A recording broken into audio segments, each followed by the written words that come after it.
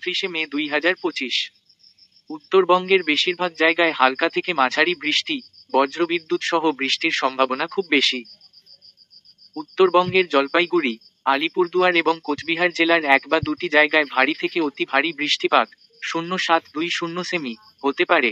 উত্তরবঙ্গের বাকি জেলাগুলিতে 1 বা 2টি জায়গায় ভারী বৃষ্টিপাত 7-11 সেমি হতে পারে। মালদা, উত্তর ও দক্ষিণ দিনাজপুরের 1 বা 2টি স্থানে 40 থেকে 50 কিলোমিটার প্রতি ঘন্টা থেকে 60 কিলোমিটার বেগে ঝড়ো হাওয়া বয়ে যেতে পারে এবং উত্তরবঙ্গের বাকি জেলাগুলিতে 1 বা 2টি স্থানে 30-40 কিলোমিটার প্রতি ঘন্টা থেকে 50 কিলোমিটার বেগে ঝড়ো হাওয়া বয়ে যেতে পারে।